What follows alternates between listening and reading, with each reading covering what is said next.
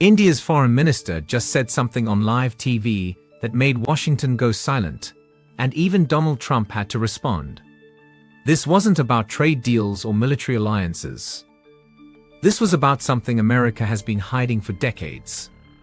Picture this. Jaishankar standing at a packed international summit. Cameras rolling. World leaders from 73 nations watching. He leans into the microphone and says, "America doesn't give aid, it gives leverage. India isn't looking for handouts. We're offering partnership on our terms." The room went silent. Western diplomats shifted uncomfortably in their seats. Within 3 minutes, the clip exploded across Twitter with 47 million views. But what happened next exposed a truth about global power that most Americans have never been told. But before we dive in, if you're new here, hit the subscribe button and leave a comment. I subscribe. And I'll personally welcome you into the family. With that said, let's get started. Beat 1. The China card. Here's what Jaishankar revealed that made Beijing nervous and Washington scramble. India just quietly became the world's third largest economy at $4.3 trillion. According to World Bank data from 2024, they bypassed Japan, they bypassed Germany, and they did it measuring purchasing power, the metric that actually matters for understanding real economic strength. Let me introduce you to Raj. He's 34, works as a software engineer in Bangalore. Last year, his company received a $50 million acquisition offer from a Silicon Valley giant. Raj and his co-founders rejected it. Their reason? We don't need American validation anymore. Today, that company is valued at $200 million, entirely backed by Indian and Asian investors. And Raj isn't alone. McKinsey Global Institute reported in 2024 that 68% of Indian tech firms now prioritize domestic or Asian partnerships over Western ones. Here's the stat that should terrify Silicon Valley. Every 47 seconds, an Indian startup raises funding without American venture capital. But Jaishankar's next move made it clear. India isn't just rising. They're rewriting the entire playbook. Beat 2. The Russia Gambit. While America sanctioned Russia, India did something that shocked the State Department. They increased Russian oil imports by 1,900% during the Ukraine war. That's according to Reuters in March 2024. The result? India saved $4.2 billion, while Europe paid premium prices. When Western journalists confronted Jaishankar about it, his response went viral. We buy oil from Russia. Europeans buy oil from Russia. The difference? We don't lecture each other about it. The brutal honesty stunned everyone. But here's why this matters beyond geopolitics. Meet Priya. She's 28, runs a small bakery in Mumbai. In 2024, her electricity bills dropped 23%. She was struggling before that. Rising costs nearly forced her to shut down her business. Then something changed. The Indian government passed savings from cheap Russian oil directly to consumers. Priya's bakery is now thriving. She hired 3 new employees last month. The International Energy Agency confirmed in 2024 that India's energy costs are 31% lower than the EU average, specifically because of these strategic oil purchases. Picture this. India sitting at a table. Russia on one side. America on the other. And India? They're holding all the cards. Even Trump noticed.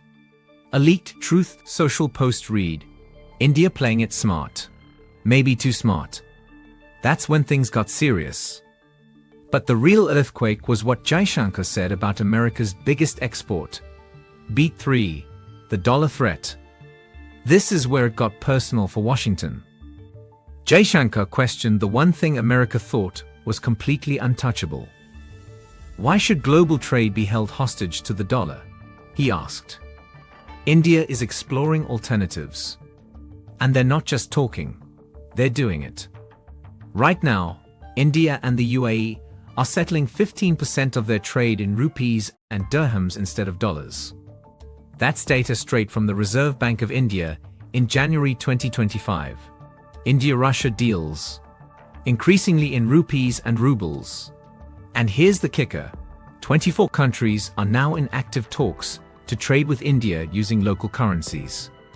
Let me tell you about Arjun. He's 41, runs a textile export business in Surat. For 15 years, he lost 18% of this profit to dollar conversion fees. 18%. Every single transaction. Last October, he closed his first rupee dirham deal. His profit margins jumped 12% overnight. He's now expanding into 3 new markets. The Atlantic Council released a report in 2024 showing that 58% of global South nations are actively seeking dollar alternatives for regional trade. Think about it like this. Imagine paying a 3% fee every single time you bought groceries in your own neighborhood. Sounds absurd, right? That's what dollar dominance feels like to most of the world. The White House response came within 24 hours. Unusually sharp for India relations. That almost never happens. But what Jaishankar revealed about America's tech monopoly might be the biggest shock of all. Beat 4. Tech independence. Silicon Valley just realized they're not indispensable anymore. And Jaishankar spelled it out in plain English. India will build its own semiconductor supply chain, its own AI models, its own tech ecosystem, with or without America. Here's the proof this isn't empty talk. India's UPI payment system processes 12.5 billion transactions every single month. That's more than Visa, MasterCard, and PayPal combined, according to the National Payments Corporation from December 2024. And here's what should really worry American tech companies. 47 countries are now adopting India's UPI technology. Not Visa, not MasterCard. India's system. And space. India's space program launched 104 satellites in a single mission. The cost: 1/10 of what NASA spends. Meet Kavita. She's 26, works as an AI researcher in Hyderabad. In 2023, Google offered her a job, 6 figures. Silicon Valley office. The dream, right? She turned it down. Instead, she joined an Indian AI startup focused on building language models for local Indian languages. Today, her company's AI model is used by 230 million Indians across 12 different languages. That's something Western AI companies never even tried to prioritize. The Stanford HAI report from 2024 revealed something stunning. India produced 26% and more AI research papers than the United States in 2024. And get this, 71% focused on emerging market applications that Silicon Valley ignored. Remember when tech innovation automatically meant California? Those days are ending. Trump's private reaction leaked to the Wall Street Journal. We need to watch India. They're not playing defense anymore. And then Jaishankar dropped the line that made every American diplomat's heart sink. Beat 5. The Africa Alliance. What India just promised Africa is something America never offered. And it's already working. India-Africa Infrastructure Fund. $100 billion. No political strings attached. No regime change conditions. No military bases required. Let me show you the contrast. US foreign aid typically comes with 37+ compliance conditions. That's from the Congressional Research Service in 2024. China's Belt and Road Initiative created massive debt traps. Just ask Sri Lanka or Pakistan. India's model is different. Skills training, technology transfer, equal partnership. Meet Dr. Amara. She's 39, a Nigerian doctor. She couldn't afford Western medical school. That would have meant $250,000 in debt. Instead, she got a scholarship to an Indian medical university. Total cost: $18,000 for her entire degree. Today, she's running a clinic that serves 15,000 patients in Lagos. She's training 12 Nigerian doctors using an Indian telemedicine model. The African Development Bank reported in 2024 that 67% of African leaders now prefer India's development model over Western or Chinese alternatives. Check these numbers. 23,000 African students studying in India right now. That's up 340% since 2018. India trained 45,000 African professionals in 2024 alone. 18 African nations have adopted India's digital identity system. When was the last time America offered partnership without trying to reshape the other country in its image? Jaishankar's closing statement. The world doesn't need another superpower. It needs partners who respect sovereignty. But here's what really terrifies Washington about all of this. Beat 6. The unspoken truth. This isn't just about India rising. It's about what India's success proves to the rest of the world. If India can say no to American pressure and still thrive, what's stopping the other 150 countries from doing the same? The domino effect is already starting. Brazil just refused US pressure regarding Venezuela in February 2025. Saudi Arabia is accepting yuan for 11% of its oil sales now. ASEAN nations are proposing a local currency trade network. Mexico is exploring direct rupee peso trade with India. The Council on Foreign Relations released a warning in January 2025. Post-American world order emerging faster than anticipated. India providing viable alternative model. Let me introduce you to Maria. She's 52, an economist in Buenos Aires. She spent her entire career believing there was only one path. The Western way or no way. Then she studied India's growth. Here's what shocked her. India modernized without IMF structural adjustments. Without surrendering economic sovereignty. Without becoming a carbon copy of Western economies. Her realization. India proved you can modernize without surrendering sovereignty. She's now advising the Argentine government on India partnership models. Think about this historical parallel. The last time a rising power challenged the global order this effectively.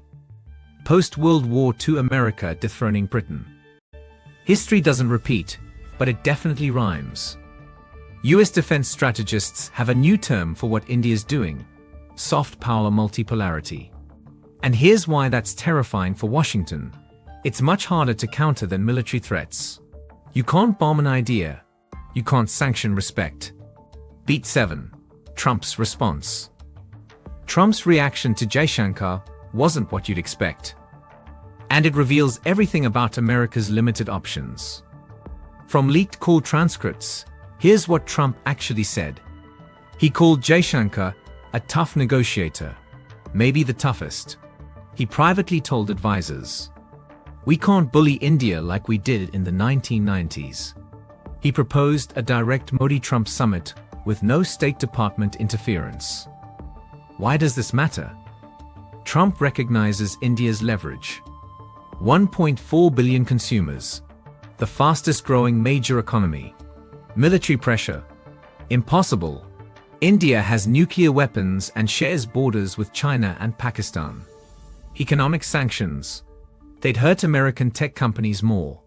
Apple, Google, Amazon, they all rely heavily on the Indian market. The shift is undeniable. From America dictates to America negotiates. When even Trump admits you can't push India around, you know the power balance has fundamentally shifted.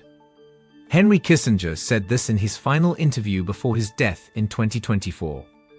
India may be the first nation to achieve great power status by saying no more effectively than saying yes. Let that sink in. The bigger picture. But here's what nobody's talking about. This isn't really about India versus America. The end of the unipolar world isn't a collapse. It's an evolution. 85% of the global population lives outside the West, according to UN data from 2024. That's 6.8 billion people. And they're done accepting one-size-fits-all solutions imposed from Washington. Here's what India actually represents. You can be democratic without being Western. You can be capitalist without following American-style capitalism. You can be globally integrated without surrendering strategic autonomy. Right now, three models are competing for the future. The American model: democracy plus free markets plus dollar dominance. The Chinese model: authoritarianism plus state capitalism plus infrastructure debt. The Indian model: democracy plus strategic autonomy plus equal partnership. Here's a question for you. If you were leading a developing nation right now, which model would you actually choose? Pew Research found in 2024 that 64% of global South populations view India's rise more favorably than either America's or China's. This isn't about India challenging America. This is about the world demanding choices. The warning. And this is the part that should worry every American, but probably won't until it's too late. America's global influence isn't collapsing from an attack. It's eroding from irrelevance. Young leaders in the global South don't hate America. They just don't need America anymore. The data tells the story. 73% of the world's under 30 population lives in Asia and Africa, according to UN demographics from 2024. These young leaders grew up watching Indian films, using Chinese infrastructure, consuming Korean tech. American cultural dominance isn't ending with a bang. It's ending with a shrug. Zoom out for a second. Jakarta, Nairobi, Sao Paulo. In these cities, millions of young professionals who used to dream about getting a US visa are now building futures in their own countries, or in other global South nations. India's success is proving it's possible. Jaishankar's most dangerous idea might be this one. The 21st century won't belong to one country. It belongs to those who adapt. Here's the uncomfortable parallel. America built its power by challenging British dominance. Now India's doing the same to America. The irony is almost poetic. The choice ahead. So what happens next? There are three possible paths. And only one doesn't end badly for America. Path 1. Resistance. The dangerous option. The US tries to contain India like it tried with China. Result? It pushes India closer to the China-Russia axis. It speeds up de-dollarization. It accelerates Western isolation. Path 2. Acceptance. The default option. The US acknowledges a multipolar world and adjusts expectations. It maintains influence through genuine partnership. The risk? This requires humility America hasn't shown since World War II. Path 3. Renewal. The hardest option. America reinvents its offer to the world. It competes on merit, not historical privilege. But this requires massive domestic reform and brutally honest self-assessment. Fareed Zakaria put it perfectly. America's choice isn't between dominance and decline. It's between partnership and irrelevance. Kishore Mahbubani added, "The West's 200-year dominance was the exception, not the rule. History is normalizing." This isn't abstract geopolitics. This affects your job, your investments, your children's future. Americans can actually influence this choice, but only if they understand what's happening. Final revelation. But here's the twist nobody saw coming. Jaishankar's real message wasn't for America at all. His speech was aimed at the 150-plus developing nations watching. You don't need permission to rise. You don't need to choose between superpowers. You can chart your own path. And here's why this matters so much. India's success emboldens others. Each country that succeeds without American approval weakens the narrative that there is no alternative. We're approaching a tipping point where US influence becomes optional, not automatic. We're living through the biggest power shifts since 1945. And most people don't even realize it's happening. Jaishankar's final line made headlines globally. India isn't asking for a seat at the table. We're building our own table, and everyone's invited.